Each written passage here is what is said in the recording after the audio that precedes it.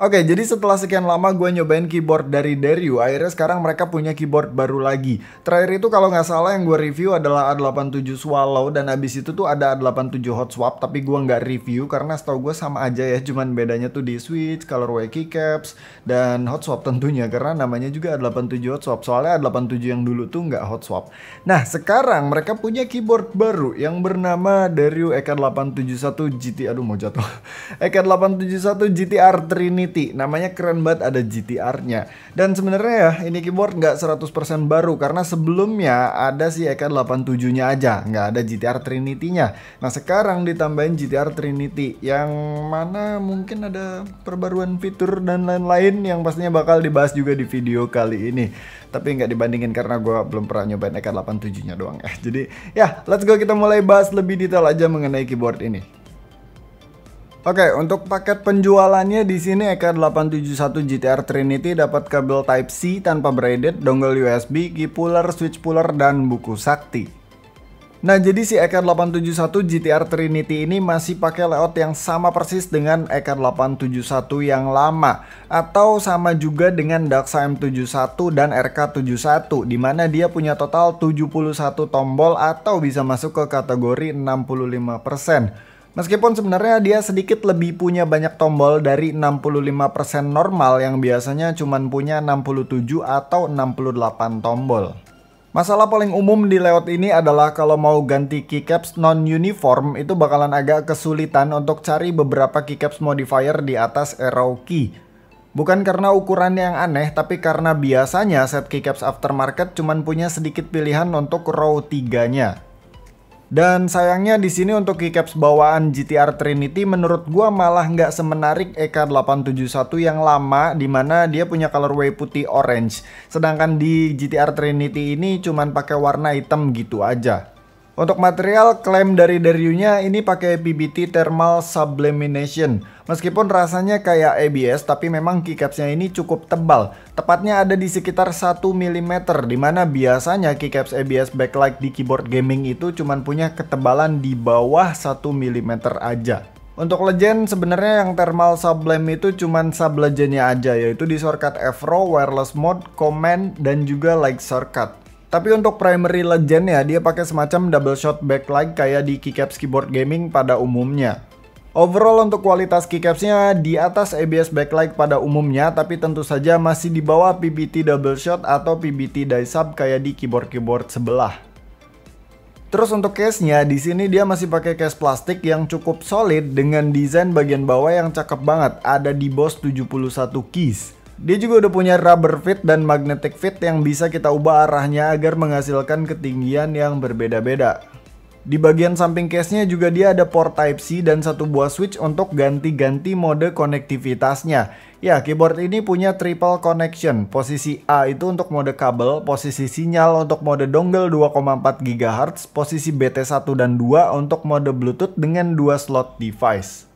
Menurut gua pakai switch kayak gini lebih praktis buat pindah-pindah mode daripada pakai shortcut FN. Tapi minusnya di sini gap antar modenya itu terlalu mepet-mepet. Jadi harus benar-benar presisi untuk geser posisi switch ke mode yang kita mau. Kalau barusan ngomongin tentang switch untuk pindah-pindah modenya, kali ini ngomongin switch yang bener-bener switch. Jadi di sini EK871 GTR Trinity menggunakan D-switch, yaitu switch dari Deryu-nya sendiri dengan opsi red dan brown. Mari kita tapping test dulu.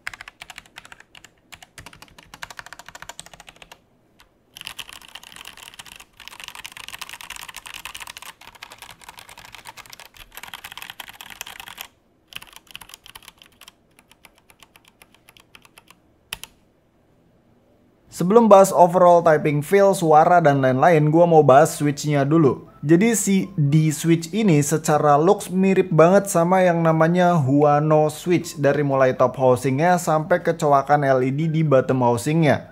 Yang jelas untuk red switch-nya ini masih berasa scratchy. Dia pre-loop tapi bagian legs-nya aja. Dan dia ini punya bentuk rel yang unik banget. Gua nggak tahu tujuannya apa. Mungkin untuk kurangin wobble kali ya.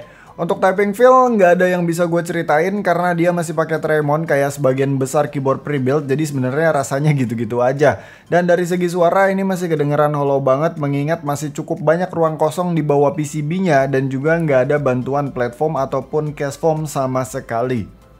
Nah terus untuk PCB-nya dia sudah hot swap universal 5 pin dengan menggunakan kel hot swap socket yang konfigurasinya masih north facing.